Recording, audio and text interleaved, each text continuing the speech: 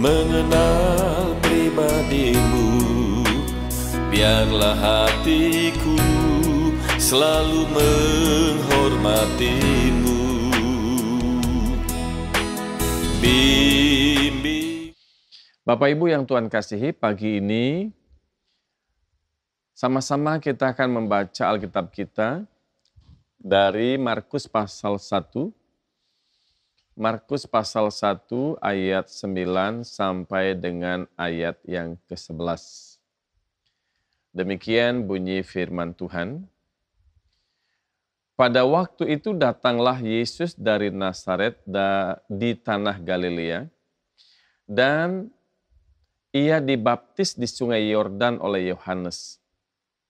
Pada saat ia keluar dari air, ia melihat langit terkoyak dan roh seperti burung merpati turun ke atasnya. Lalu terdengarlah suara dari sorga, "Engkaulah anakku yang kukasihi, kepadamulah aku berkenan." Saudara yang Tuhan kasihi,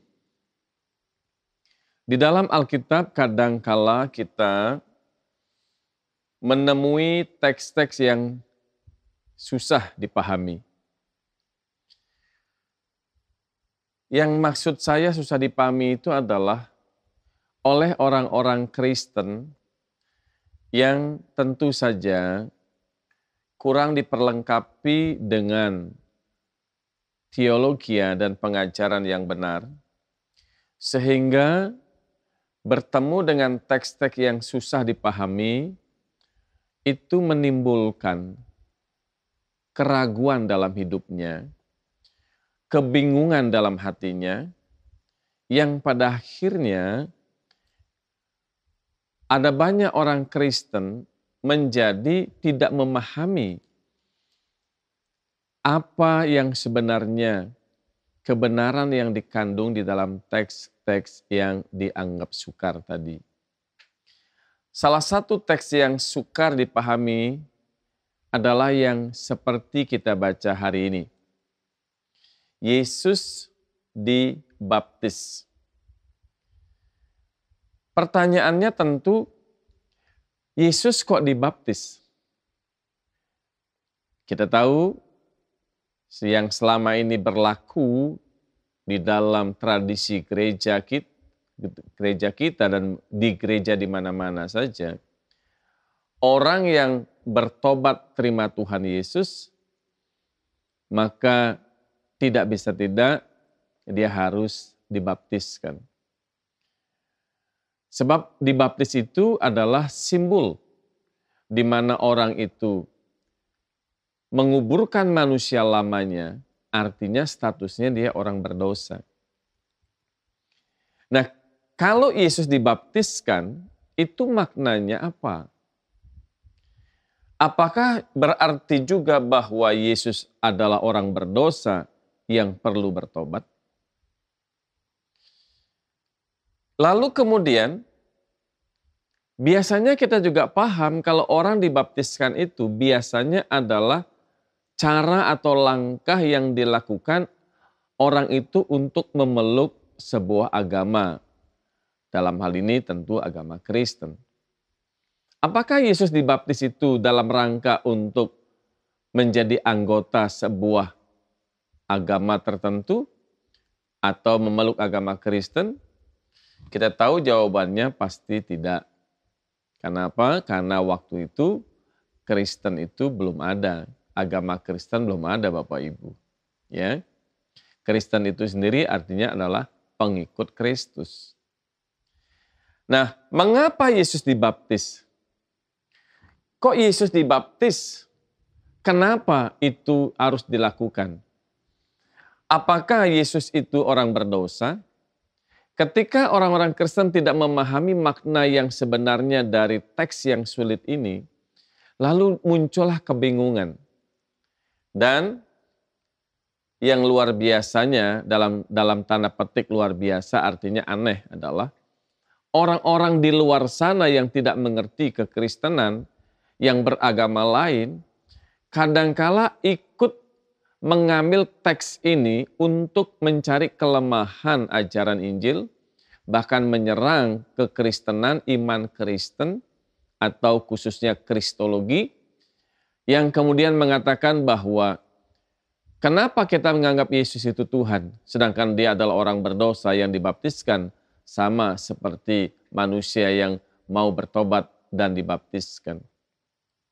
Nah, Bapak Ibu yang Tuhan kasihi, tentu bahwa pemahaman-pemahaman yang salah dan pemahaman yang dangkal ini harus kita perbaiki dan kita luruskan.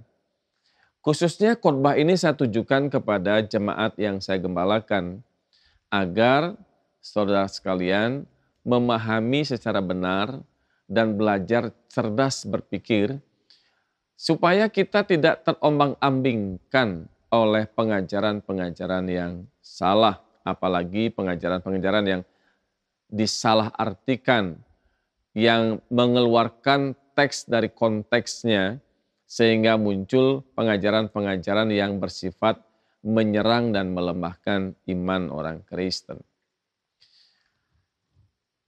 Apa yang saya ingin katakan kepada saudara adalah, dalam Markus pasal yang kita baca tadi, pasal 1 ayat 9-11 ini, kita harus memahami teks Yesus yang dibaptiskan ini secara benar. Membaca teks-teks kitab suci harus membaca dengan cara pandang yang benar. Sebab ada kalanya teks dalam Alkitab itu bisa dipahami secara harafiah, artinya mudah kita pahami apa yang dituliskan, apa yang dikatakan secara harafiah itu kita pahami.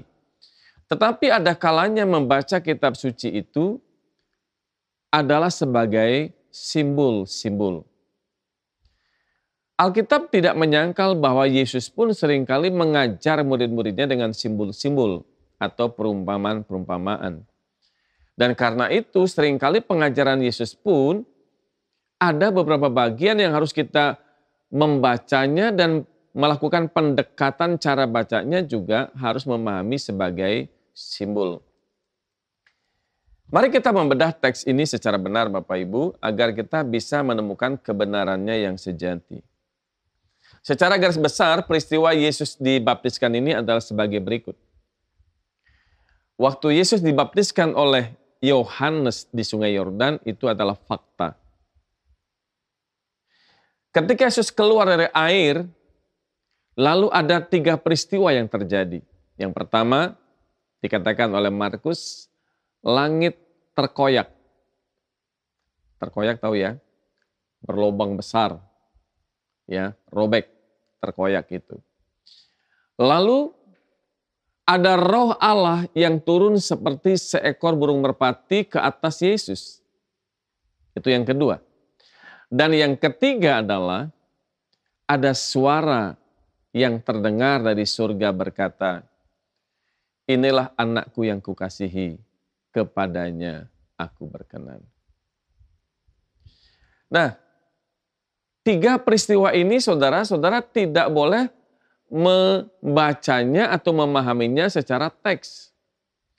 Kenapa demikian Bapak Ibu? Kalau kita memahami ini secara harafiah, bagaimana langit terkoyak, kemudian turun burung merpati, dan terdengar suara, maka pertanyaannya adalah, kalau langit itu benar-benar terkoyak, ini suatu peristiwa yang pasti sangat menghebohkan. Heboh, terutama untuk penduduk di Timur Tengah sana. Kenapa? Karena tiba-tiba langit koyak yang besar. Tidak mungkin koyaknya kecil seperti sedotan air, nggak mungkin. Pasti terbuka lebar, dan ketika terbuka lebar, itu kan pasti dilihat oleh banyak orang, bukan hanya yang ada di Sungai Yordan yang melihat. Kalau kita memahami secara harafiah. Langit terkoyak besar, itu akan menimbulkan peristiwa yang menghebohkan dan spektakuler, Dan saya dapat membayangkan bagaimana orang-orang yang kaget melihat langit terbelah itu, langit yang terkoyak itu, akan mencari apa penyebabnya. Dan orang akan mencari sampai menyerbu ke Sungai Yordan untuk ingin tahu apa yang terjadi. Dan ketika dia berjumpa dengan Yesus, saudara, saya berhayal orang akan mengeluh-elukan Yesus, menyembah Yesus. Karena seketika juga orang tahu bahwa Yesus itu adalah Allah yang turun dari surga. Dan kalau itu terjadi, mungkin gak Yesus ditolak oleh orang Yahudi? Mungkin gak Yesus disalibkan oleh orang Yahudi? Tidak mungkin, saudara. Pasti akan dielulukan karena mereka tahu bahwa inilah Mesias, Allah yang turun menjadi manusia. Dan kalau itu terjadi, maka rancangan Allah untuk melakukan karya keselamatan melalui drama penyaliban tidak pernah terjadi. Yang kedua, kalau Roh Allah itu dibayangkan seperti burung merpati turun ke atas Yesus, burung itu turun dari langit yang terkoyak itu, maka ini namanya burung ajaib yang dari sorga. Tentu kita dapat bertanya, seperti apa sih burung yang turun langsung dari sorga? Merpati dari sorga itu seperti apa? Bentuknya seperti apa? Sama nggak dengan merpati yang dijual di pasar burung? Besarnya seperti apa? Lalu setelah turun di atas Yesus itu, dia pergi kemana? Kalau dia pergi berarti dia menuju sebuah tempat. Mungkin nggak dia berkembang biak? Kalau berkembang biak berarti ada merpati ilahi. Ya toh? Nah kalau itu kemudian dipahami secara harafiah, maka kita perlu bertanya warna merpati itu apa? Karena Markus tidak menuliskan warnanya apa. Di belakang hari kemudian orang baru melukiskan merpati itu warnanya putih. Itu rekayasa dari tokoh agama yang menghubungkan warna putih itu dengan kesucian. Tapi Markus nggak pernah menulis burungnya warna apa. Lalu yang ketiga, kalau benar-benar kita memahami secara harafiah ada suara dari surga yang terkoyak itu, kan jauh tuh langit dengan bumi. Jauh. Pertanyaannya volume suaranya tuh sebesar apa? Kalau dia berbisik sehalus apa? Dan yang kedua, suara yang turun dari langit itu pakai bahasa apa? Bahasa Ibrani? Bahasa Yunani? Atau bahasa Latin? Atau bahasa apa? Alkitab tidak mencatat secara jelas, detail bahasa apa yang dipakai. Nah, Bapak Ibu yang Tuhan kasihi, kalau saya ngomong begini, ini pendapat saya, ini pandangan pribadi saya, pemahaman saya. Kalau ada saudara yang mendengar khotbah saya ini, kemudian saudara berkata bahwa apa yang terjadi itu adalah harafiah, saudara membayangkan bahwa langit itu memang terbelah, lalu ada burung merpati terbang dari sana, kemudian ada suara juga menggelegar dari langit ke Sungai Yordan, itu terserah saja, itu sah-sah saja. Tapi saya dalam kapasitas saya mengajarkan kepada jemaat saya, supaya kita harus berpikir cerdas untuk memahami kebenaran firman Tuhan. Tentu kalau yang saya katakan tadi, tentang Yesus keluar dari air, lalu langit terkoyak, lalu Roh Allah seakan seperti burung merpati hingga pada Yesus dan kemudian terdengar suara, dalam pandangan saya ini adalah harus dibaca sebagai bahasa simbolis gaya penuturan Markus. Jadi ini adalah gaya penulisan Markus yang harus dipahami sebagai bentuk-bentuk simbolis. Nah, tentu simbolis yang dimaksudkan itu harus kita cari maknanya apa.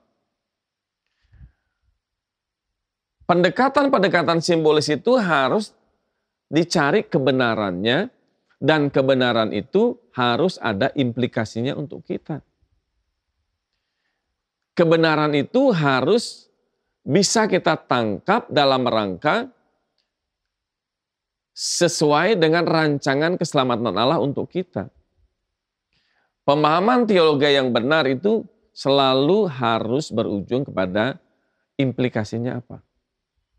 Maka yang pertama kita melihat makna dari peristiwa Yesus dibaptiskan di Sungai Yordan itu tentu saja yang pertama karena itu bentuk solidaritas Yesus terhadap manusia. Dia turun menjadi manusia. Dia adalah Allah yang turun menjadi manusia, dalam inkarnasinya menjadi manusia, dia benar-benar berkeadaan sebagai manusia. Ketika dia berkeadaan sebagai manusia, dia tidak berpura-pura menjadi manusia. Dia 100% manusia. Dia mengasihani manusia. Manusia yang malang, manusia yang terpisah dari Allah, manusia yang tidak ada pengharapan, manusia yang tidak ada celah atau jalan untuk berdamai dengan Tuhan, yang ujung-ujungnya semua manusia pasti ke neraka. Yesus sangat mengasihi manusia, karena itu dia datang menjadi manusia. Dia memakai wujud manusia, berwujud manusia, dalam keadaannya sebagai manusia, benar-benar sebagai manusia, 100% manusia. Dia berproses juga sebagai manusia normal, lahir, anak-anak, remaja, sampai dia menjadi orang dewasa. Dia makan, dia tidur, dia juga haus, dia juga istirahat, dia juga bekerja, dan lain sebagainya. Jadi dia sungguh-sungguh manusia 100%, dia adalah manusia yang memiliki solidaritas terhadap keberadaan manusia. Yang olehnya dia datang ke dalam dunia dengan maksud dan tujuan. Ketika dia menjadi manusia, dia menjadi pengganti manusia, dia yang dikorbankan untuk manusia, dan dia adalah manusia yang sempurna, yang telah ditetapkan sebagai anak domba Allah yang mengangkut dosa seluruh dunia. Yang kedua, makna yang kedua adalah menunjukkan kerendahan hati Yesus. Ketika dia dibaptiskan, hal itu menunjukkan kerendahan hati Yesus. Ini makna yang berikutnya. Yesus dibaptis di Sungai Yordan oleh Yohanes Pembaptis. Nah, tentang Yohanes Pembaptis, Alkitab berkata dalam Markus 1 ayat 7, "Sesudah aku akan datang ia yang lebih berkuasa daripadaku." Saudara bayangkan, Yohanes Pembaptis adalah orang yang sangat rendah hati. Dia nabi besar. Dia seorang nabi yang berani menyatakan kebenaran kepada orang-orang Farisi, orang Saduki, orang-orang Israel yang penuh dengan kemunafikan. Dia menunjukkan dosa mereka, menelanjangi hidup mereka supaya mereka bertobat. Dia sangat dipakai Allah. Dan dia layak mendapat penghormatan yang luar biasa.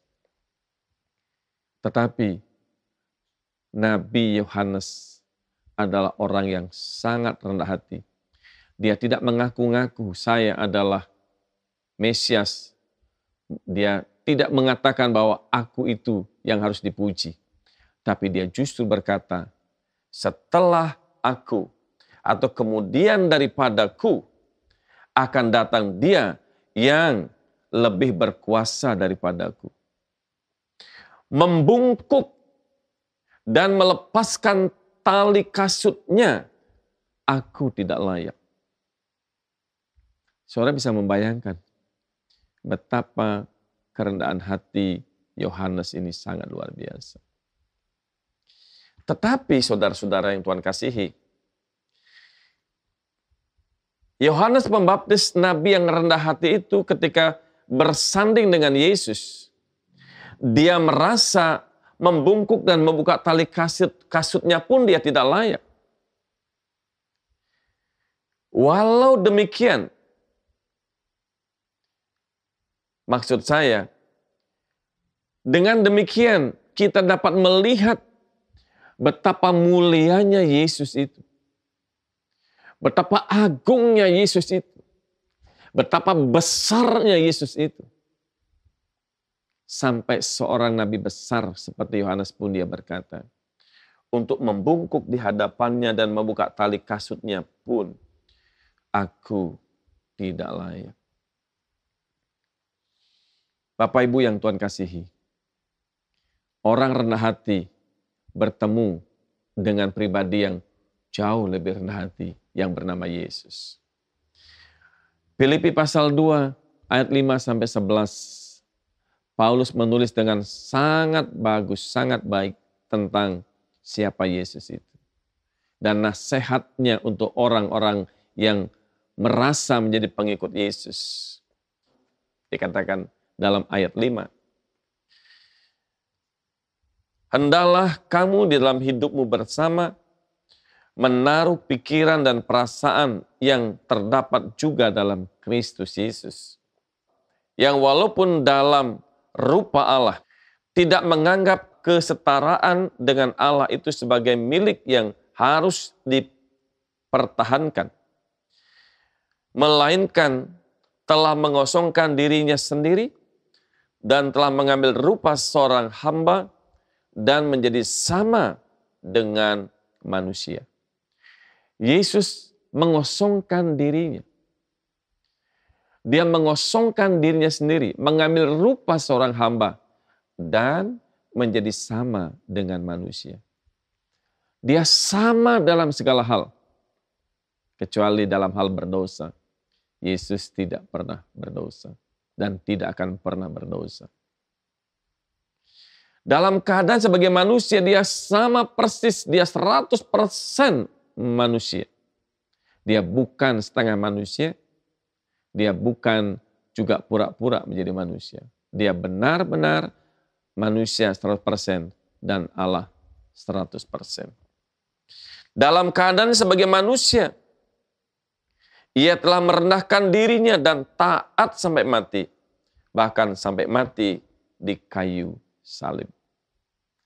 Bapak Ibu, kita bisa menemukan satu kebenaran dari peristiwa Yesus dibaptiskan. Kebenaran dari bahasa simbolik yang ditulis oleh Markus adalah bukan saja dia Allah yang memiliki solidaritas terhadap manusia dan terhadap manusia, terhadap nasib manusia. Tetapi dia juga adalah Allah teladan dan contoh dalam kerendahan hati. Bagaimana dia mengosongkan dirinya sendiri. Kata mengosongkan berarti dia melepaskan segala sesuatu. Dia mengosongkan dirinya, menyediakan ruangan dalam dirinya supaya manusia ada tempat dalam dirinya. Waktu dikatakan Yesus mengosongkan dirinya dengan maksud dan tujuan supaya manusia yang dikasihinya itu ada tempat di hatinya, ada tempat di hadapan Tuhan, ada tempat untuk dipulihkan agar manusia itu dikembalikan dalam rancangan yang semula. Dalam keberadaan sebagai hamba, sebagai manusia, dia merendahkan dirinya sedemikian rupa. Dan ketika dia dibaptiskan itu adalah merupakan bukti kerendahan hatinya luar biasa. Mau dibaptis di Sungai Yordan. Saudara kalau pergi Sungai Yordan kita tahu, sekarang yang saya tahu itu airnya tidak pernah jernih nih. Ya. Saudara-saudara yang Tuhan kasihi, dia mau dibaptis oleh tangan manusia yang bernama Yohanes Pembaptis. Padahal harusnya Yesuslah yang harus membaptis. Tapi kita tahu bahwa apa yang dilakukan oleh Yesus adalah peragaan dari sebuah kehidupan kerendahan hati yang menjadi jejak hidup yang harus kita teladani sebagai anak-anaknya. Kita harus merendahkan diri seperti Yesus. Karena dia adalah teladan hidup kita. Saudara, sudah tidak ada tempat lagi bagi kita aktualisasi diri. Saudara jangan sombong dengan dirimu. Saudara jangan sombong dengan kecerdasanmu. Saudara jangan sombong dengan prestasi yang kau anggap sebagai sebuah prestise dan prestasi dalam diri saudara. Saudara jangan bangga dengan kekayaanmu. Saudara jangan bangga dengan kesalehanmu. Sebab kesombongan manusia, keangkuhan manusia, itu menjadi suatu hal yang bertolak belakang dari karakter Yesus, Tuhan Juru Selamat dan teladan hidup kita yang mulia, yang harus kita teladani hidup kita. Itu sebabnya sebagai hamba-hamba Tuhan, sebagai pelayan Tuhan, sebagai pengikut-pengikut Tuhan, harus bersedia mengosongkan diri kita, merendahkan diri kita, karena seluruh hidup kita, seluruh keberadaan kita bergantung oleh karena anugerah Tuhan Yesus Kristus. Jangan pernah kita sombong, saudara. Dalam pelayanan, saudara mungkin bisa dipakai Tuhan. Dalam pelayanan, saudara mungkin bisa berkhotbah dengan baik. Bisa pimpin pujian dengan baik. Tapi pastikan dalam hatimu, kita tidak mencari pujian bagi kita. Kita tidak sedang mencari aktualisasi diri. Tapi apapun yang kita lakukan, apapun yang kita perbuat, semua kita lakukan untuk Tuhan. Dan yang kita lakukan ini harus menjadi sebuah model hidup yang meneladani kehidupan Yesus Kristus. Karena itu saudara-saudara yang Tuhan kasihi, Alkitab berkata, Allah menentang orang yang congkak, tapi mengasihani orang yang rendah hati. Ayo saudara-saudara yang Tuhan kasihi, rendahkan hati kita.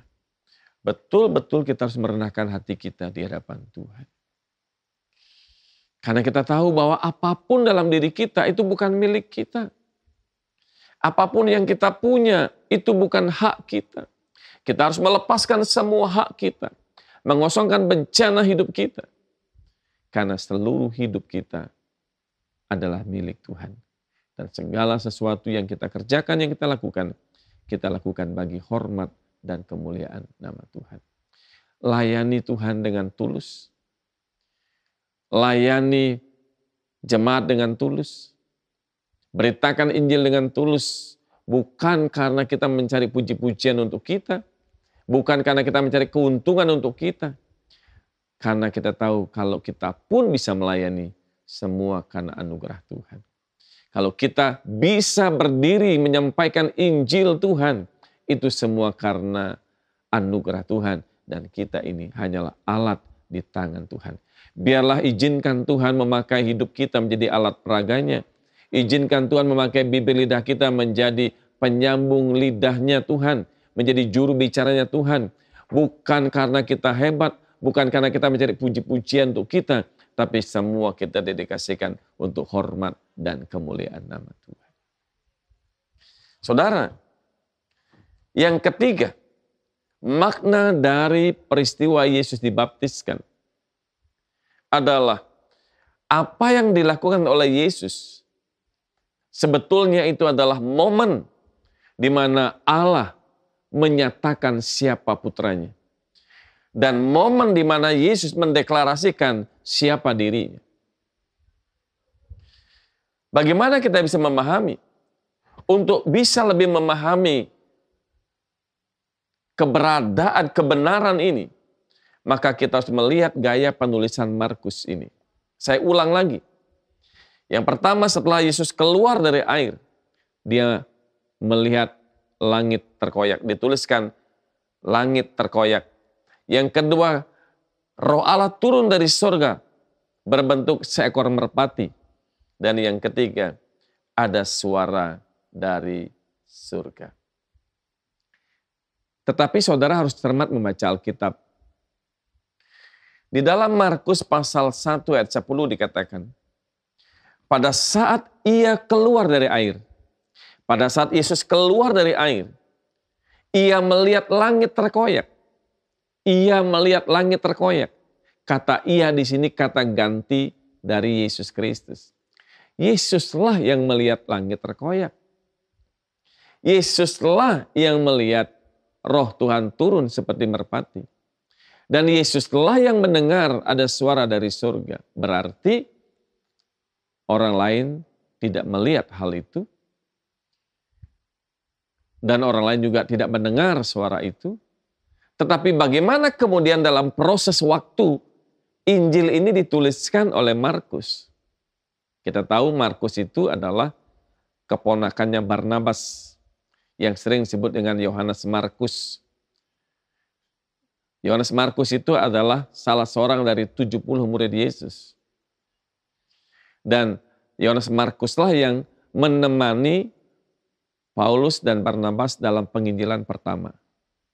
Kemudian ada muncul perselisihan, Paulus tidak mau lagi bawa Markus, dan tetapi Barnabas ingin agar Markus tetap ikut karena terjadi perpisahan antara Paulus dengan Barnabas.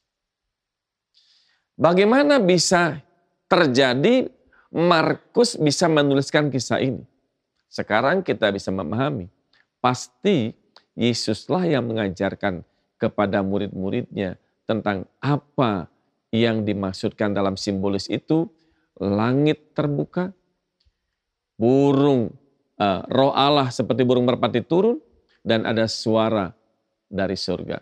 Tentu saja dalam keyakinan saya, selama 3,5 tahun Yesus bersama murid-muridnya, Yesus mengajarkan mereka, Yesus menceritakan pengajaran-pengajaran yang harus mereka pahami, termasuk juga apa yang terjadi pada saat Yesus keluar dari air setelah dibaptiskan itu, dan dikemas oleh Yesus sebagai cerita yang penuh makna dalam simbolis. Simbolis apa? Yang pertama, langit yang terkoyak. Sekali lagi dalam pandangan saya, ini jangan dipahami secara harafiah. Harus dipahami secara simbolik. Saudara, di dalam Alkitab, setiap kebenaran atau setiap tulisan itu pasti ada background historinya. Latar belakang sejarahnya. Kita tahu bahwa ketika Markus menuliskan kitab Markus ini, di Timur Tengah itu berkembang pemahaman-pemahaman Helenis yang memahami bahwa langit itu adalah area ilahi dan bumi itu adalah area manusia. Langit itu tempat tahtanya Allah, dan bumi itu adalah tempat manusia berdosa. Nah, pemahaman ini dibangun dalam simbolik. Ketika Yesus dibaptiskan, dia menggenapi janji Allah. Dia menggenapi semua hukum yang ada. Maka sekarang ada sebuah deklarasi kebenaran dari Allah. Deklarasi pernyataan diri Yesus yang sebenarnya. Bahwa kedatangan Yesus Kristus itu adalah untuk membangun hubungan, membuka jalan manusia, dipulihkan dan bisa membangun hubungan dengan Allah. Yang dapat kita pahami, langit terkoyak. Sebelum Yesus turun menjadi manusia, langit itu tertutup rapat. Tertutup rapat artinya manusia tidak punya akses untuk berhubungan dengan Tuhan. Manusia tidak punya celah untuk berdialog dengan Tuhan, berkomunikasi dengan Tuhan. Karena manusia berdosa, Allah yang Maha Suci. Tapi ketika Yesus datang, dialah yang mengoyak langit itu. Kedatangannya telah membuat langit itu terkoyak. Artinya sekarang di dalam Yesus Sang Pendamai itu, manusia bisa punya potensi dikembalikannya kepada rancangan Allah. Manusia punya peluang diproses, dikembalikannya kepada rancangan Allah semula dalam keselamatan, sehingga manusia bisa membangun hubungan kembali dengan Bapa di sorga, dan di dalam Dia Sang Pendamai, manusia bisa berdamai dengan Allah, yang olehnya dan di dalam iman, semua orang percaya kepada Yesus bisa menyapa Tuhan pencipta langit dan bumi itu sebagai Bapa kami di surga. Saudara-saudara yang Tuhan kasihi, jadi langit itu adalah simbol daripada areanya ilahi, areanya Tuhan. Yang dulu tidak ada akses manusia bisa berhubungan dengan Tuhan. Tapi sekarang di dalam Yesus Kristus Sang Pendamai itu ada akses manusia bisa bertemu dengan Tuhan dan dapat ada kesempatan punya potensi manusia dikembalikan ke dalam rancangan Allah yang semula, yaitu manusia yang berkenan, yang hidup seperti Yesus Kristus, tanpa cacat celah dan hidupnya selalu menyenangkan hati Tuhan. Bapak Ibu yang Tuhan kasihi, Yesus telah membuka jalan ke surga.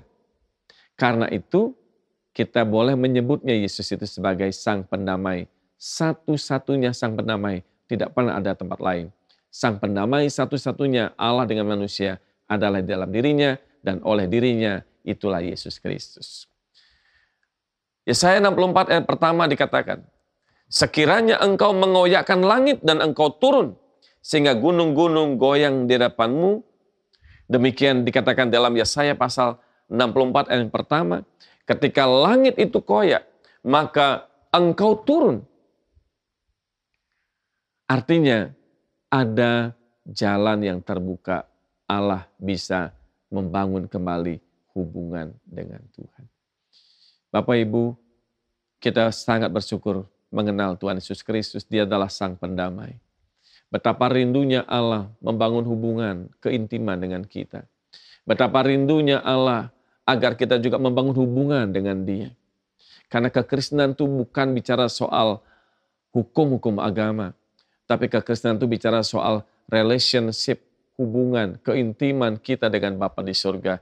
Dan sekarang dalam Yesus Kristus itu, Dia telah mengerjakan jalan keselamatan. Dia telah mengerjakan jalan yang terbuka itu, jalan perdamaian. Sehingga saudara dan saya punya anugerah kesempatan untuk kita memanggil Dia sebagai Bapa kami di surga. Dan saudara bisa membangun hubungan yang intim dengan Dia. Dan kita pun dapat menikmati setiap saat kita dapat memanggil Dia, hubungan dan menyembah Tuhan secara benar. Kita bersyukur pada Tuhan. Langit terkoyak. Itu adalah simbol dari sebuah makna bahwa Yesus itu adalah Sang Pendamai yang membuka jalan perdamaian antara umatnya dengan Bapa di surga. Lalu dikatakan setelah langit terkoyak, Roh Allah turun seperti burung merpati dan turun ke atas Yesus. Saudara, burung merpati itu apa? Kita tahu bahwa Roh Allah itu tidak berwujud, tidak berfisik. Roh ya roh. Ya. Tetapi tentu kalau dikatakan Roh Allah dalam bentuk burung merpati, ini adalah simbolik. Dan kita harus melihat bahwa burung merpati itu adalah simbol dari rekonsiliasi, perdamaian antara Allah dengan manusia, karena merpati itu simbol perdamaian. Makanya biasanya di Indonesia ada tradisi habis pemilu antara kubu kompetitor ini, kelompok A, kelompok B, kemudian setelah pemenangnya dinyatakan, lalu sekelompok orang ini berbaur kembali dan melepaskan burung merpati. Burung merpati itu selalu adalah simbol perdamaian. Dan di dalam Alkitab pun saudara-saudara yang Tuhan kasihi, Roh Allah itu digambarkan seperti burung merpati. Burung merpati itu bicara soal perdamaian antara Allah dengan manusia. Rekonsiliasi. Ketika Nuh mengalami peristiwa air bah yang sangat hebat dan sangat dahsyat. Nuh ya. Dan ketika kapalnya kandas di atas bukit. Dia menunggu berhari-hari. Dia melepaskan burung merpati. Dan yang terakhir, ketika burung merpati dilepaskan, burung merpati kembali dengan membawa tunas zaitun yang segar.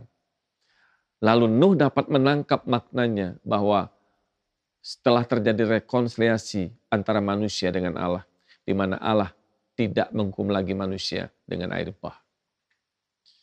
Saudara, di dalam Imamat pasal 5 ayat 7 dikatakan, untuk korban perdamaian kalau orang itu tidak sanggup dengan kambing domba, bisa diganti dengan burung merpati. Karena burung merpati itu adalah simbol rekonsiliasi. Lalu apa maknanya ketika Yesus keluar dari air, langit terkoyak, dan Roh Allah turun di atas Yesus berupa burung merpati? Itu mengandung sebuah makna bahwa sekarang di dalam Yesus terjadi rekonsiliasi antara manusia dengan Allah.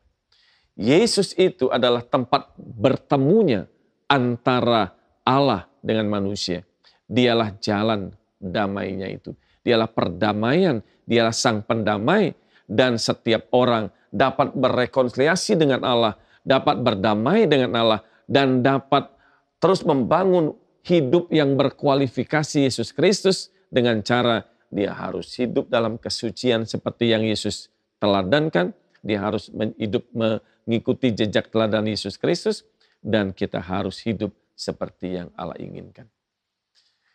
Saudara, di dalam Yesus ada perdamaian. Di dalam Yesuslah ada rekonsiliasi. Lalu yang ketiga, suara dari surga. Yang menunjukkan betapa dekatnya hubungan Yesus dengan Allah. Dia Bapa dan Yesus putranya. Dan di dalam konteks ini, kita dapat menemukan kebenaran bahwa Yesus itu adalah Allah. Dia Allah sendiri. Dia memiliki hubungan yang begitu dekat dengan Bapa di surga. Karena itu saudara, untuk bisa sampai kepada Bapa tidak ada jalan lain kecuali dalam Yesus Kristus. Dia berkata, akulah jalan, kebenaran, dan hidup. Tidak seorang pun sampai kepada Bapa kalau tidak melalui aku. Saudara, ini kebenaran yang saya ingin bagikan kepada saudara. Kesimpulannya adalah bahwa Yesus dibaptis bukan karena dia berdosa. Yesus dibaptis itu adalah merupakan sebuah kebenaran yang harus kita gali. Dan ketika dalam baptisan Yesus, langit terkoyak, Roh Allah turun di atas Yesus berupa burung merpati dan ada suara, itu harus dapat dipahami sebagai simbolik dari sebuah kebenaran. Yesuslah yang menjadi sang pendamai untuk Allah dan manusia, yang olehnya kita ada dan layak berdiri di hadapan Tuhan karena Yesus telah menebus kita menjadi miliknya. Lalu apa implikasinya bagi kita? Percaya kepada Yesus bukan saja percaya secara logika, percaya kepada Yesus bukan hanya pengakuan dengan bibir dan mulut kita. Percaya kepada Yesus berarti kita harus mengikuti jejak hidup Yesus. Memiliki kerendahan hati yang sungguh-sungguh menyerahkan diri kita kepada Tuhan, bergantung dengan Tuhan, dan menyerahkan seluruh hidup kita kepada Tuhan. Dan kita tahu bahwa sekarang kita bukan saja menerima karya pendamaian dengan Allah, tapi kita sendiri harus hadir juga memberitakan Injil kerajaan kepada banyak orang. Dan beritakan Injil kepada orang, sampaikan kabar baik kepada orang bahwa di dalam Yesus ada perdamaian, di dalam Yesus ada keselamatan, dan di dalam Yesus ada peluang manusia dikembalikan kepada rancangan semula. Karena itu, berbahagialah saudara yang mendengar firman ini dan melakukannya, karena orang mendengar dan melakukan firman Tuhan diberkati oleh Tuhan. Tuhan memberkati saudara. Haleluya. Ku tak mau mencintai apapun selain Engkau, kecuali Engkau, tiada yang ku ingini.